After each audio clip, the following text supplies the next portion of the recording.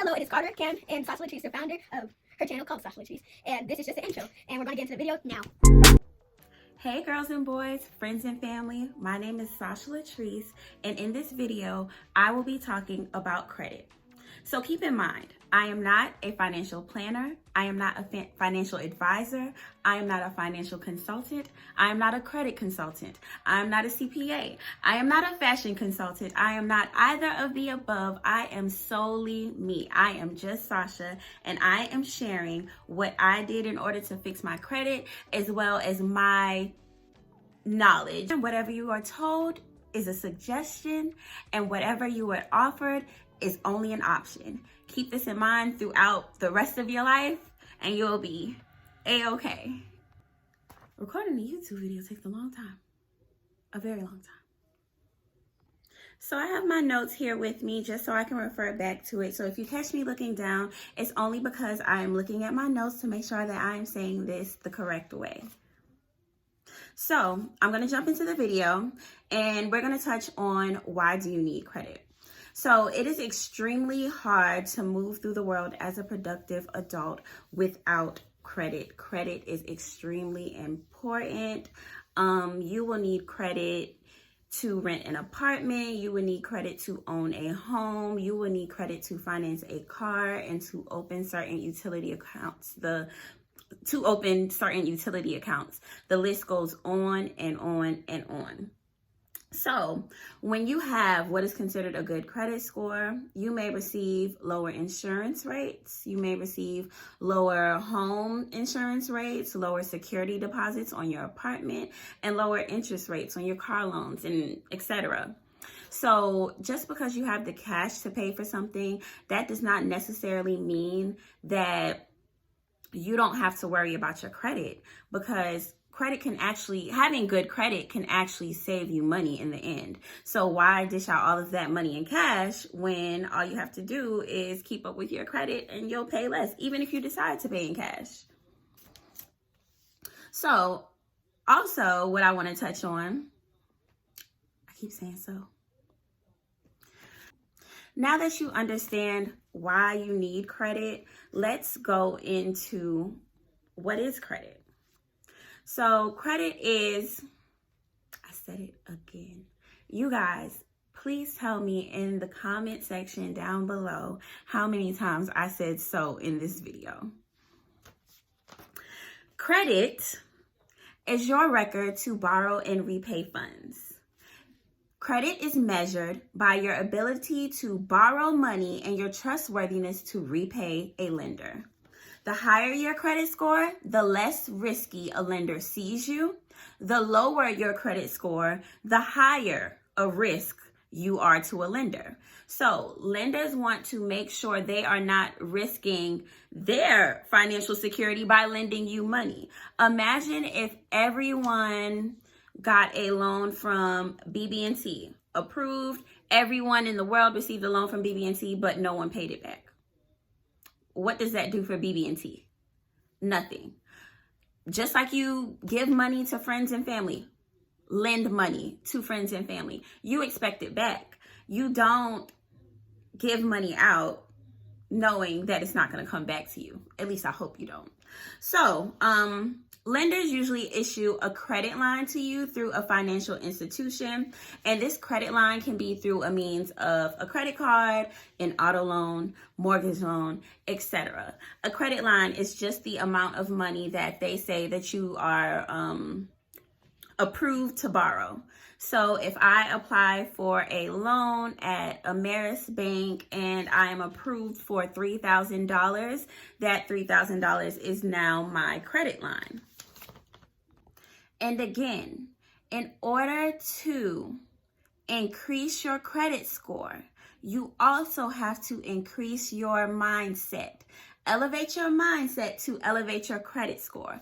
Once you have that $3,000 credit line, that does not mean that you can spend it all wherever you want. Elevate your mindset, and then you will elevate your credit. Because in the end, good credit will save you time and money. How crazy would it be if you just knew you had this job in the bag, but then they send you a letter and they're like, hey, Miss Thompson, we decided not to go with you because your credit score was too low. Imagine moving out your parents' house, trying to find an apartment, and the one you love so much says, hey, Mr. Roberts, you weren't approved for the apartment. Nothing is more disheartening. Fix your credit now so you don't have to fix it later. So in order to fix your credit, you have to understand your credit report. I know a lot of people look at their credit report, they see 650 and they're like, yay, I have a 650. But there's more to that. You may have a 650, but you could have a 650 with a lien. You could possibly have an 800 credit score. So just because you see the number and the number looks good, that does not mean that your credit is good. It does not mean that you are now guaranteed a loan. It does not mean that you are guaranteed an approval, a lower interest rate, because your credit score is where you think it should be or where Credit Karma said it should be, because you could have something hiding in the background that's lingering and is the reason why lenders do not want to approve you for certain types of loans. So, okay, to start, you have payment history. So your payment history and understanding your credit score, your payment history pretty much gives you a percentage of how many payments you have made on time. If you think you could be late on a payment, always make sure you contact the lender to set up a payment arrangement. Never just go without paying because this month, last week, whatever it is, you don't have the money. Always contact the lender. I can't stress that enough because I know so many people that just don't pay bills and it's crazy. So a payment over 90 days late, most times, sometimes it could be 60, sometimes it could be 30. A payment over 90 days late will be sent to collections. This will drastically hurt your credit score. And a collection is usually a derogatory mark on your credit report. And not only is it a derogatory mark on your credit report as a collection, but you will also get dinged for your missed payment. Double whammy. So please make sure if you cannot make a payment, you contact your lender. Try to set up a payment arrangement. Try to set up something so that way you are not getting dinged twice on your credit report. And a collection ding is not something you want. So next we'll go into credit card use. Make sure you stay under 30% of your credit card usage. If your credit limit is, I say, $300, try to stay under $100. I know that when you apply for Capital One with no credit, they usually give you a credit card with $300 loaded on it. I'm sorry, $300 credit limit. A $300 credit limit. Okay, so I know that when you apply for a credit card with Capital One and your credit isn't so good, they will approve you for a credit line of $300. So if you are approved for this credit line of $300, do not spend more than 30% on that card. So just because you have a credit line of $300, that does not mean I can go buy a bag for $280. Yes, you can. You can physically do that. However, please just make sure. However, if you want your credit score to continue to rise, to continue to elevate like your mindset, you will not buy that bag for $280. I like that transition. You will not buy that bag for $280. What you will do is probably buy some groceries for maybe $80. And then when you get paid or, your next paycheck or when you get home, you'll just take that $80 out of your checking account and pay off your credit card. That's a trick for you. Don't ever think it is okay to spend up to the limit and then pay it off. I've heard that before, and that is crazy and ridiculous, because what happens when you forget? What happens when, oh my gosh, I spent $700 on my credit card and now I have to go get my car fixed? Makes no sense. So we're gonna move into derogatory marks. Derogatory marks can stay on your account for 7 to 10 years. So derogatory marks consist of public record, which could be liens, collections, bankruptcies, foreclosures. Those are not marks that you want on your credit report. And like I said, they can stay on your credit report for 7 to 10 years. If you ever see a derogatory mark, and it's something that you know was done in error, please contact that institution.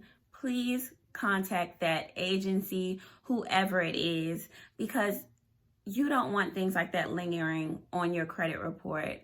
I had an LLC a while back, and I never reported paying taxes, I think is what happened, but I wasn't making any money with the business. So I had a lien on my credit report because I never reported that I wasn't making any income. So they felt like I wasn't paying taxes. You know what I did? I went down there and I let them know I wasn't making any money. They gave me a form to fill out, tax lien removed. Please don't let items like that sit on your credit report, especially when you know that it's something that can be removed, something that was done in error, just an oversight. Always try to see what you can do to have things corrected. And then we'll move on to your credit age. So make sure you leave your oldest credit accounts, tongue twister, open. Do not close your oldest credit accounts because this will help your credit age. So I know when you apply for student loans, eventually that gets put on your credit, and that's what helped me. So I had an open credit account since I started college. And sometime in college, my credit score was like a 750, which it's good, but I didn't really have credit, but the student loans did help. So my credit score was around like a 750 in college.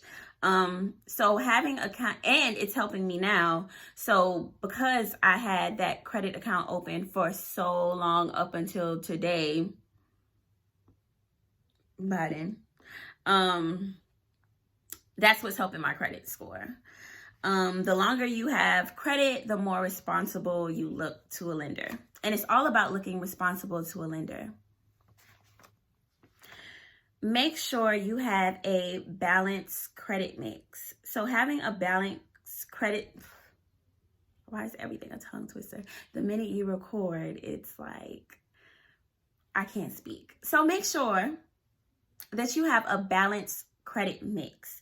So having a balanced credit mix will consist of personal loan, a home loan, credit card, auto loan, just different types of credit. You don't want your only account on your credit to be a credit card, or you don't want the only account on your credit to be an auto loan.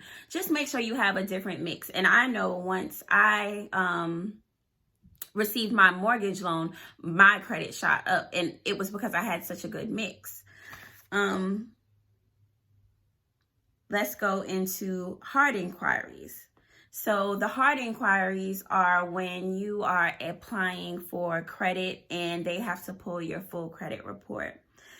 Those are removed from your report after 2 years. Please try not to apply for a lot of credit. Once you see that your credit score is increasing, please try not to apply for a lot of credit, because those hard inquiries are just gonna lower your credit score. lower your credit score. Even if you do get approved for a loan or whatever you're applying for, it's still going to ding you as a hard inquiry and continue to lower your credit score. So just make sure you try to refrain from applying for credit. Also, you could get a ding for just looking financially unstable, because usually when people are applying for a lot of credit, they're trying to get as much credit as they can, because, I don't know, they could be losing their job or they have lost their job and they want to try to apply while they can. So that scares lenders. Please do not apply for a lot of credit at one time. So, those are some steps that you could use to kind of improve on your credit. I would like to come back and talk about more things credit, such as dispute letters, how you can improve how you can dispute those things that you know you didn't. So we can talk about that, but keep in mind, I am not a CPA. I am not a financial consultant. I am not a credit consultant. I am not a financial advisor. I am not a I am just me, Sashaxlatrice, and I am just a single mom, graduate student, and professional, just moving through life the best way that I can. I want you guys to join me on my journey. If you like this video, please make sure you subscribe below. Please leave me a little note in the comment box, whatever you want to call it.